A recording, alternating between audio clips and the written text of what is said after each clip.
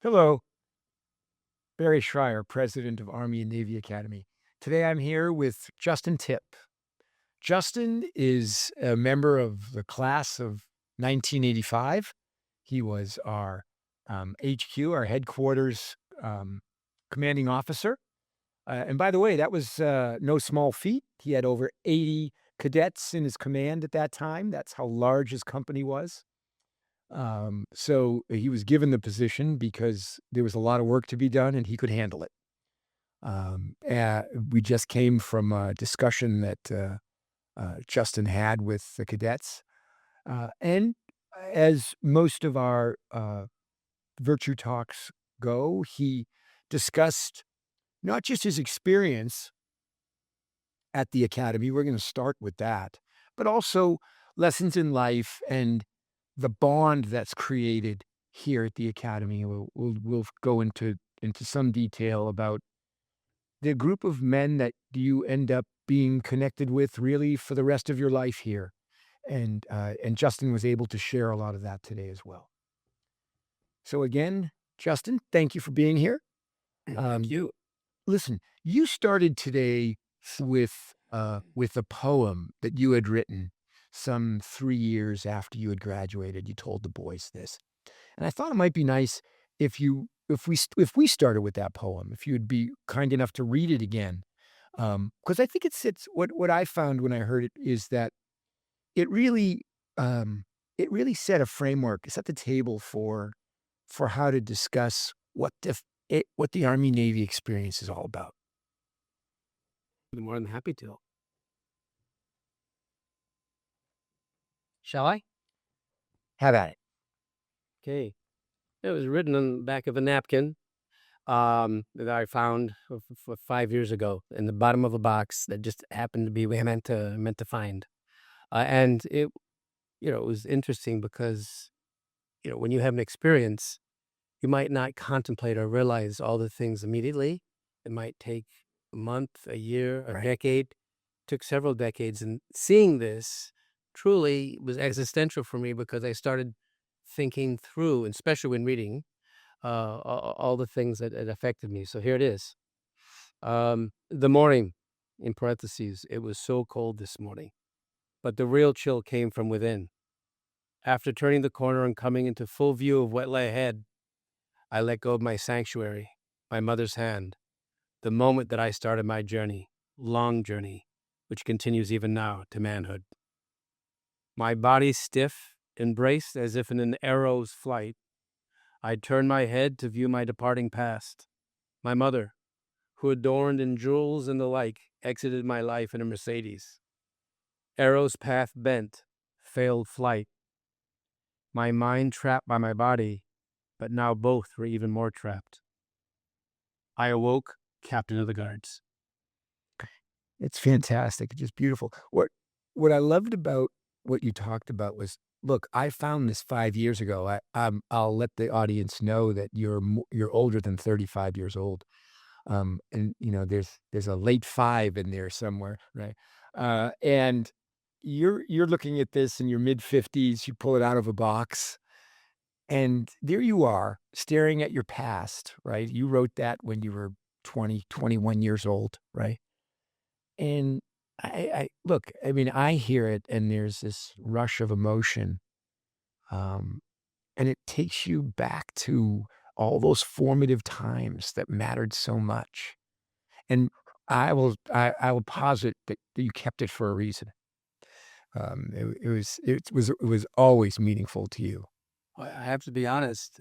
Since I read it a lot before we had this day today, when I started reading it, I couldn't read it without Yeah, getting emotional after all those years. So there's a lot of yeah. thoughts that are still swirling around. And you shared with the boys that I think you should go into some detail here on this, that there this is hard. Right? We and all of us know it, right? We were all around it. Those first days, weeks, year, there's some times where you're crying in the bathroom, right? Because there's such an adjustment, and you did this 40 years ago, right? Over 40 years ago,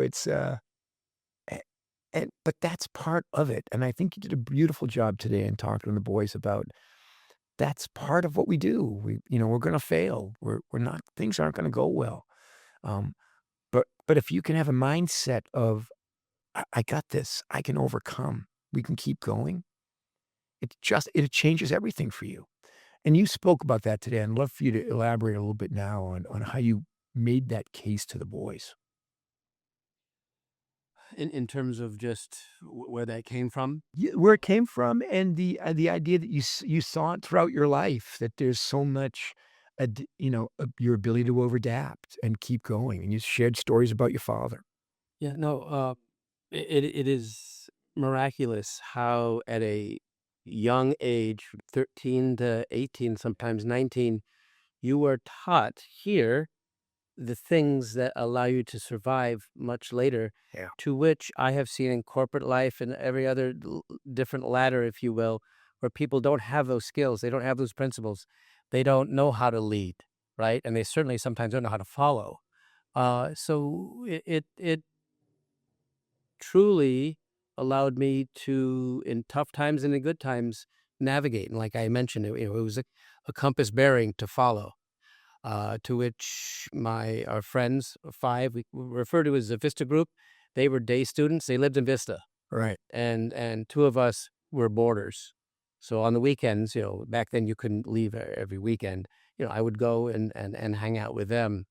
Um, and we've just sort of rolled through life with the strength of the bond of the lessons learned, and sharing, the path forward. Planning tomorrow after living all these days past from emanating from Army Navy Academy. Right. And you said to the boys, this group of yours, you're still close today. You have a chat group where I'm sure you shared with them you were coming here today to talk. They know, and in fact, in an hour and a half, 2 hours, I'm having dinner with Dr. Steele at Steak 48, which I mentioned. But yeah, no, we literally almost every single day. I go to work. The Colonel, Larry Shea, we chat. Matt, and Dave, unfortunately Tony, who I mentioned, I'll never forget. We take a pause and a toast. Yeah. I was the last person. I didn't want to get into it in the meeting today, but I was the last person to talk to him. I was a stockbroker, just beginning. Yeah. He called me and said, "Hey, you get buy me ES."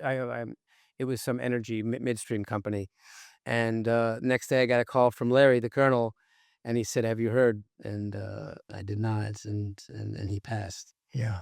But But that's the bond that's formed. It's funny, all of you very successful, went off to college.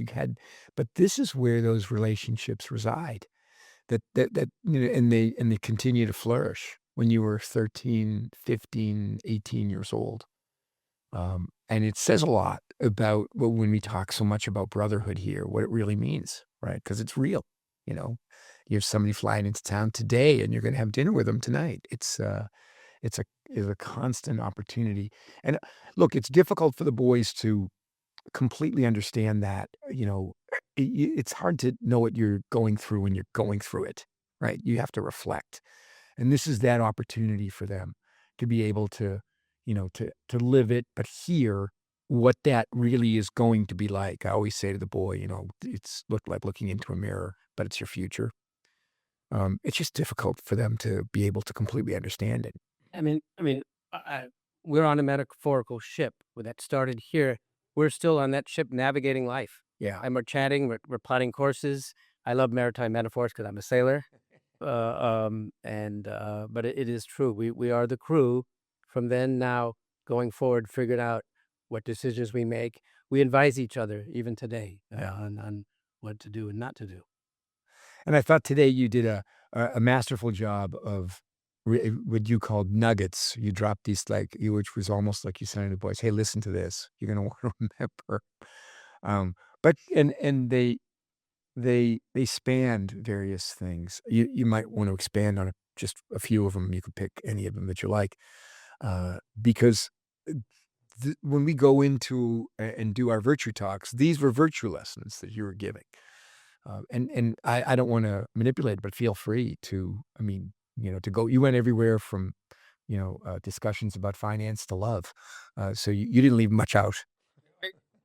I am a romantic, so I try to that's the lens I look at life through. But failure was one of the nuggets in terms of the lessons learned have truly made me a better person, allowed me to survive and walk through the obstacles, if you will. And a lot of people, there were times in my life where I was lost momentarily, and felt like, perhaps a loser. When I started, my son was 3 years old. I was a broker.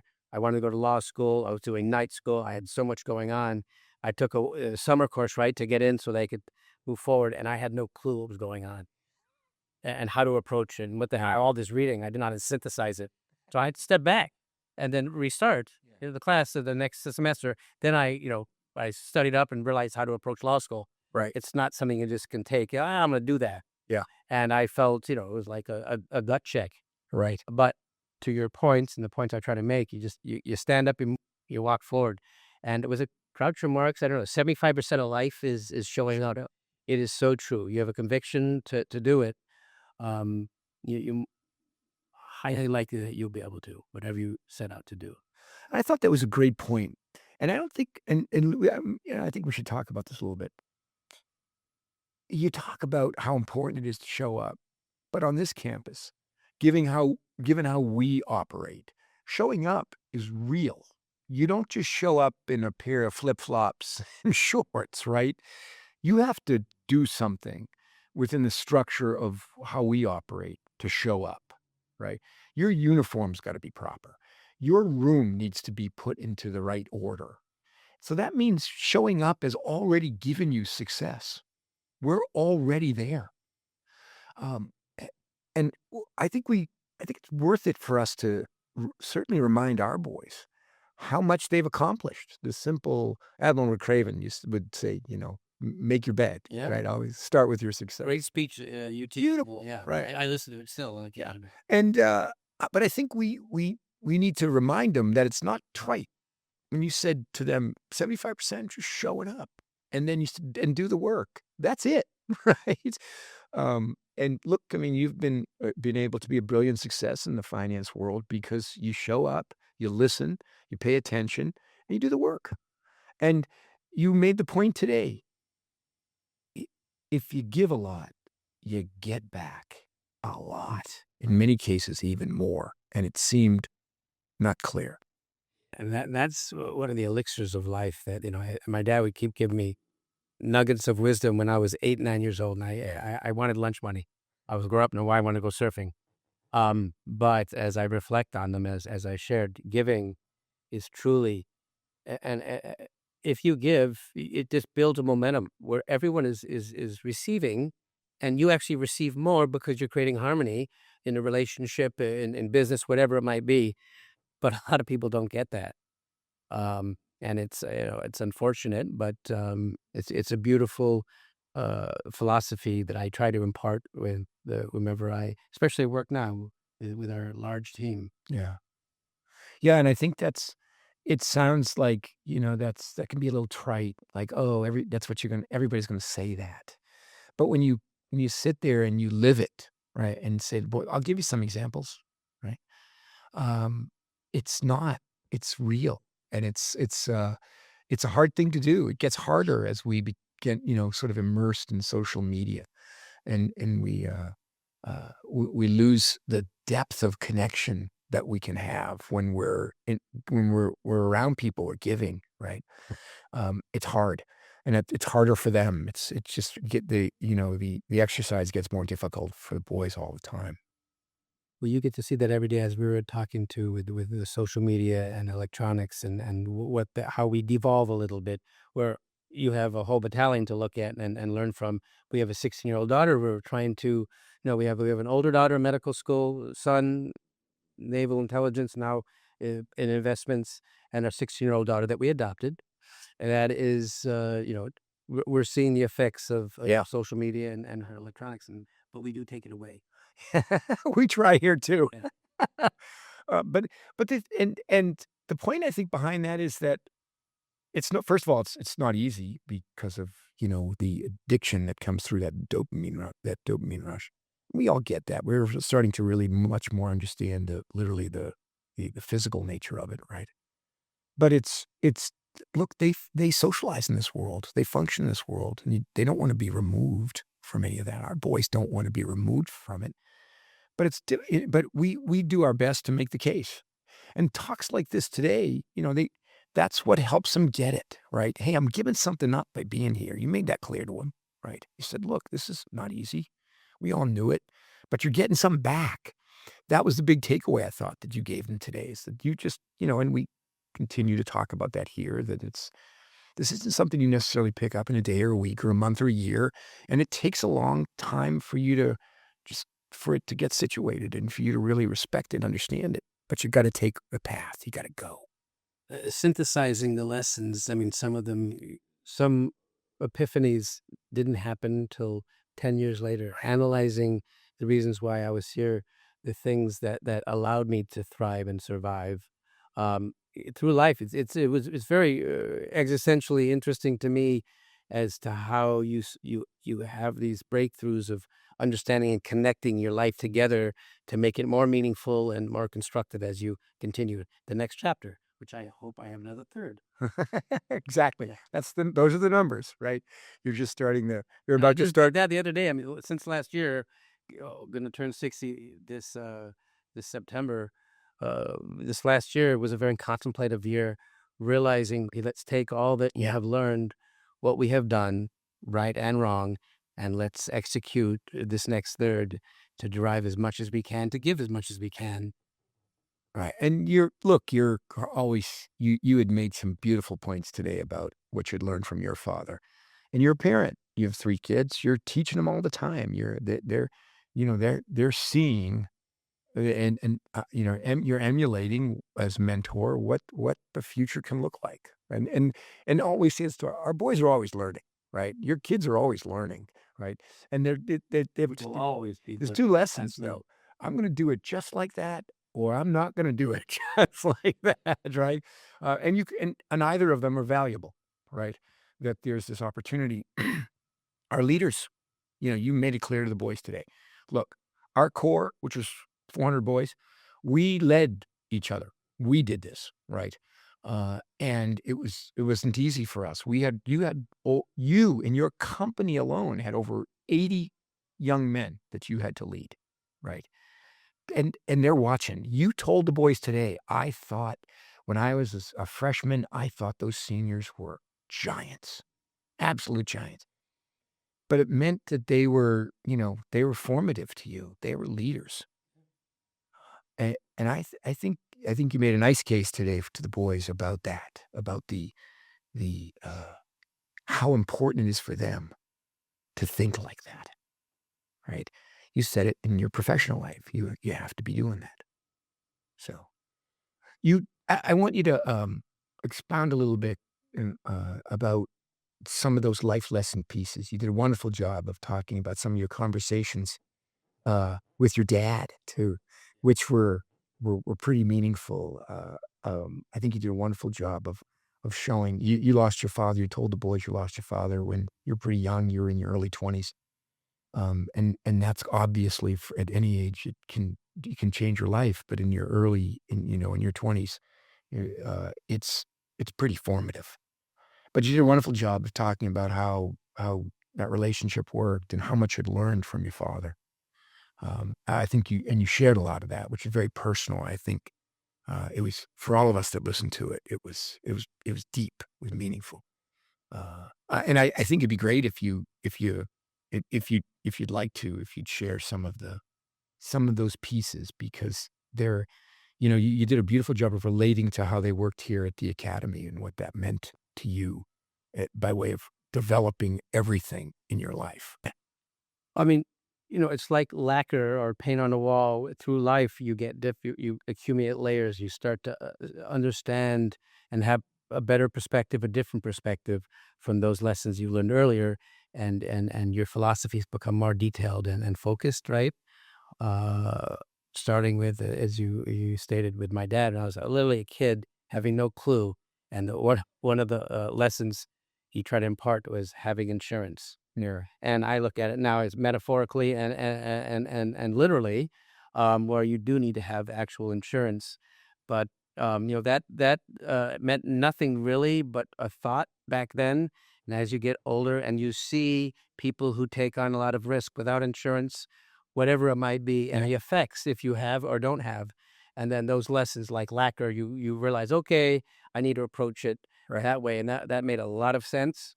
The giving, of course, we just spoke about, um, uh, one of the most influential lessons I shared today, because my dad was Jewish. I was in Hawaii, where being a haole, you're a minority, Yeah. not the fight with. It was it was called Kill Haole Day, where you would get beaten up if you went to school.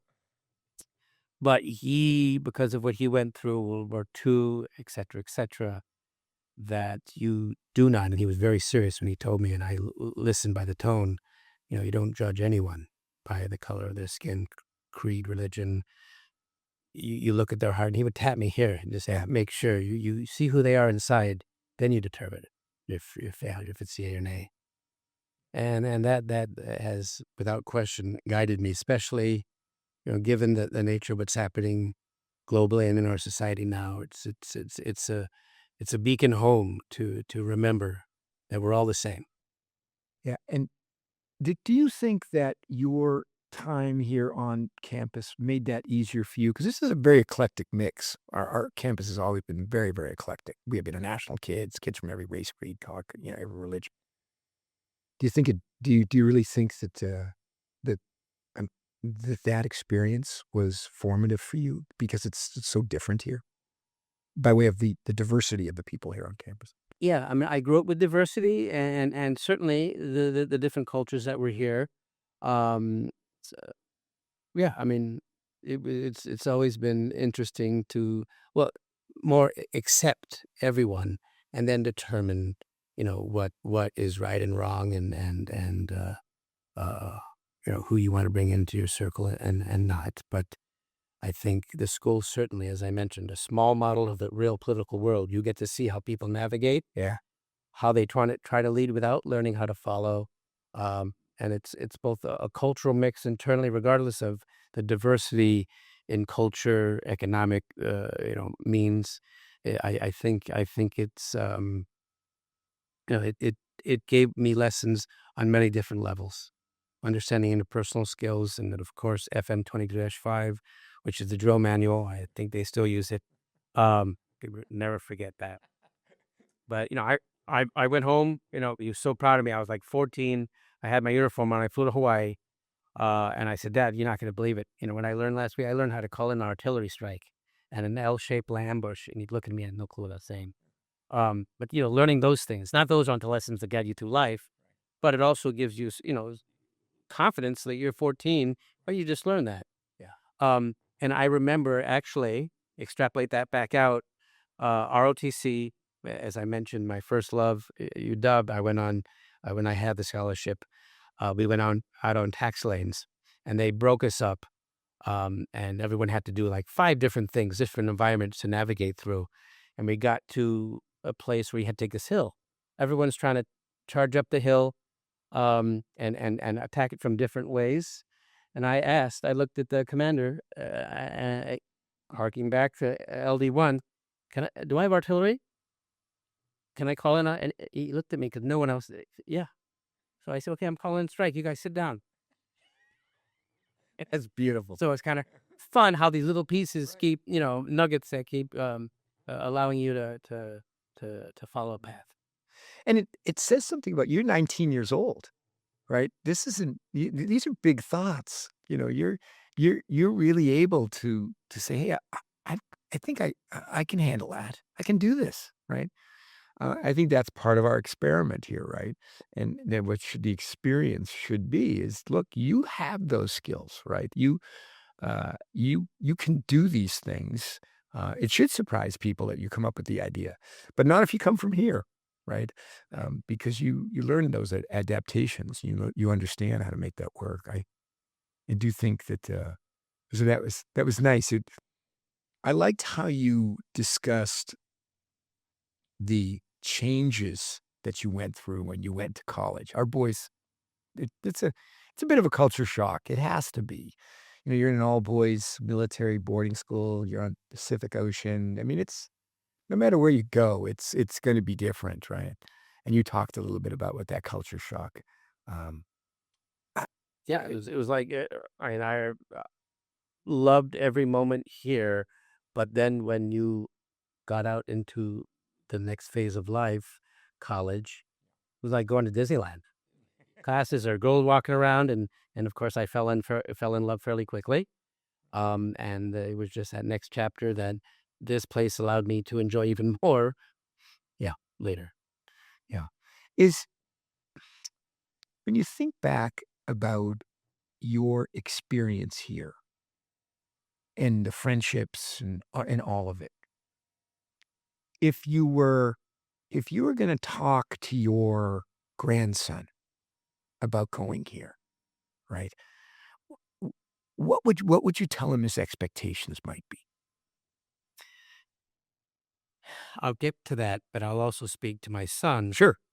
who was gentle and timid and shy. He didn't sprout up. He's 5'11", but he was short for a long period of time and trying to navigate a softer, gentler Uh-huh. version of me, I thought and I think.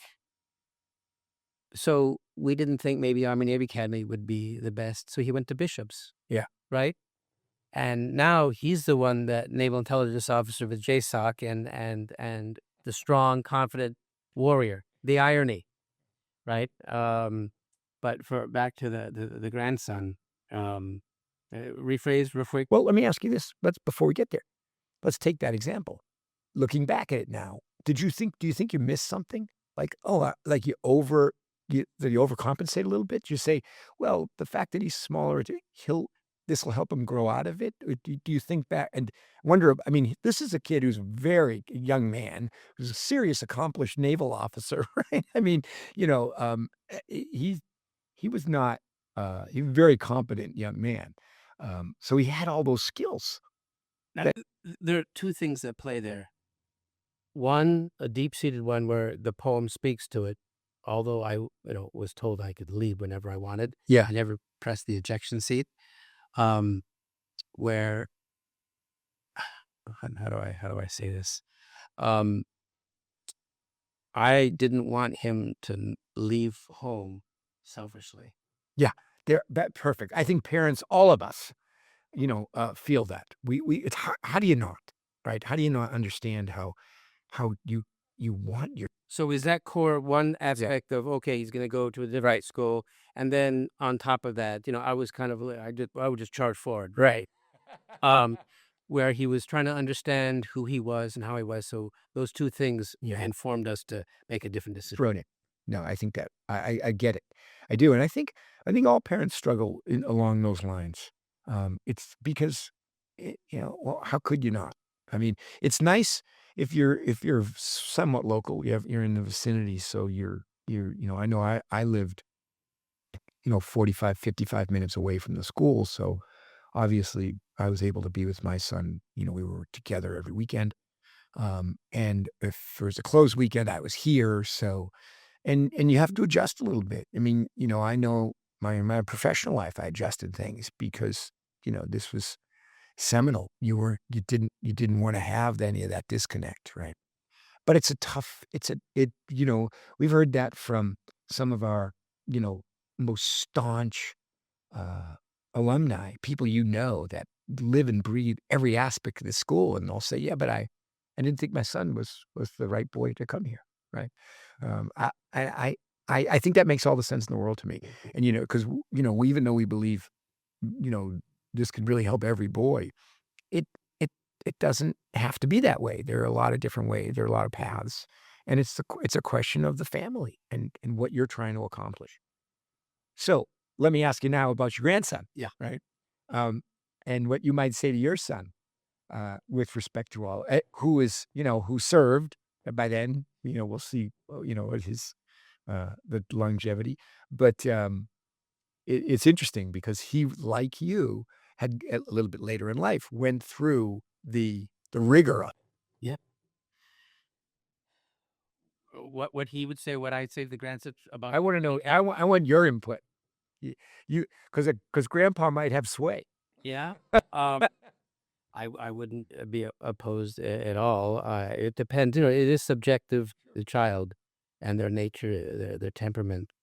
Um, but, I think the experience, even if it's for a couple years, I was a lifer, 5 years, so, Yeah, I mean, I literally grew up here, right? And it was home. yeah. Um, yeah, no, I think still when I see what you've instilled and where the academy is at today has that core, pardon the pun, or the double entendre, uh, essence that allows, the young men to learn how to become more self-sufficient, learn themselves, esprit de corps, working as a team and caring for each other and, keep walking forward. That's that theme when I was trying to write this over the weekend, I called you. It's like, what it's always keep walking forward because you will end up ahead by not stopping. Yeah, and that's as a metaphor. Yeah, I think it's something we always have to it sounds so trite. It just does. It sounds like a greeting card, right? And and and it doesn't make it any less true. That's the big takeaway, is that we all have to be thinking like that, and it's important. We you and I are speaking about this as we're coming in here. They have to hear it from so many sources, because it starts to grow, and and that's what's necessary. You don't know if you're gonna have to hear it 50 times or 500,000 times, but each one of them, adds to the next, and it's critical. Um, the question for you about what you see professionally, because you have a big team of people you work with, right? Um, and I'd like to talk about, or have you talk about what what what kinds of things are we able to do here to make sure that maybe that we did for you, that prepares them to be more competent in the workforce? Ooh, I gotta pack that one. I'm dealing with millennials now where, we come in a little later and, wanna work from home. I said, "No, no, no, I missed," and well, so our leadership, um, and then, "No, no, you'll be working from the office." Um, but, back to the same core principles. Stay on just that one for a minute. Stay on just that, right? Because there's something happening there, right? You're articulating something about what your expectations are. By the way, it's as simple as show up. I mean, it's not, you just said show up, right? But obviously, you're also saying, hey, I don't think you show up to the extent that you are capable if you don't physically show up. Yeah, I mean, if you're a team, you can't be a team in separate places. We work together, and I think the collaboration as one, as a unit. If I use as many metaphor, I mean, but really is true that the whole is greater than the parts, if you will. Um, uh, Is it difficult? I mean, do you have to? Is that clearly part of your the process of interview, and really trying to understand what do you think a good candidate's going to be like? well, I mean, personality fit and character that you can see in an interview. You can't see everything in an interview, but at work, it's that you get the job done no matter what, right? Here, you accomplish the objective. Yeah. You have a mission and we do it. But while we're doing it, we're going to enjoy ourselves as long as the job is done, and we keep to the script and the objective. So I And think part that's the core. and part of that is being together. Part of that is being together, being able to share and articulate thoughts. As you move through the day and the week, so many things, so many stimuli come in. And if you're at home by yourself, I can't be at home working really because I'm told to do laundry and clean up this stuff for a while. So I got to go to work. Um, but I think so much, and this is sort of the question in society now. And with AI, I mean, how productive can one be apart versus together. Depends on the business, but yeah, I think that the lessons learned here very apropos to being at work, where you step forward, you do the right thing, you work together, and you protect each other. I think we do something now that's so incredibly necessary that wasn't as necessary as much as 10 years ago because we're three-dimensional. The boarding component becomes so much more important as an opportunity because we have become very isolated. We do things at our home. We work from home. We're on screens. And here you're in it. The second part of that is not only are you physically together, very three-dimensional, but you have to work together. You're a company, you're a core. There's a team motivation there that is built that helps that really does easily transfer into the workforce. Yeah, no, I think if I interpreted what you're saying, I think being a boarder or a day student's wonderful if that's what your situation is. But the lessons learned by living here 24 hours a day, working with people, understanding, be alone, dealing with issues, and seeing how you migrate as a clan Right. every hour of the day rather than just 8 hours and you check out. Much different mindset.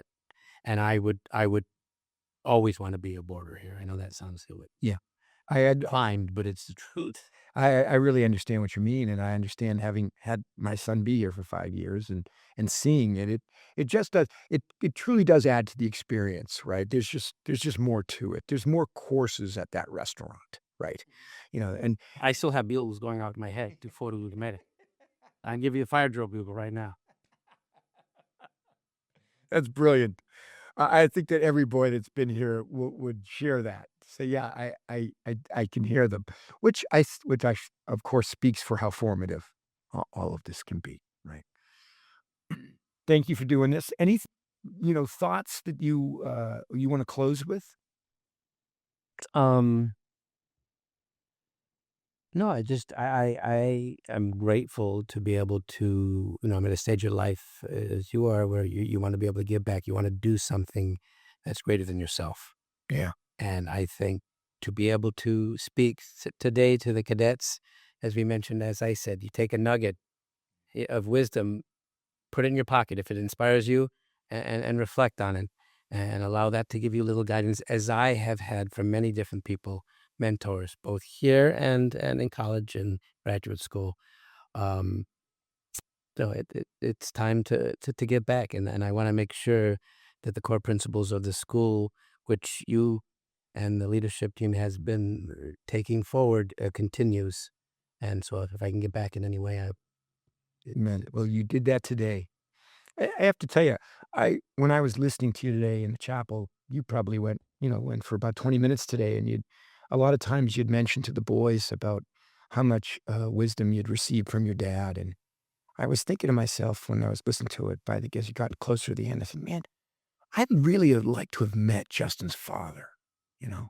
And it occurred to me that I have. He's in you. It's beautiful. and I do want to end. I mean, with I had my real father who I lost and I shared, Yeah. but I also have been very fortunate to have a stepfather who I've had a dad and a father in life. Yeah, it's beautiful. And there was a moment in time with the phone, as I mentioned, when my dad was passing, Yeah. he handed the phone over to my stepdad, and they sort of, pardon me, I handed the phone over. My dad, who talked to my stepdad, and they passed the torch. Yeah. And It's so beautiful. I've been blessed to have two father figures. And we've been blessed to have you. And, you still serve, you serve on our board, and you're always willing, you always show up, and that's what you said to the boys today, "Show up." Thank you, sir. Sir, It's brilliant. you Thanks for doing this.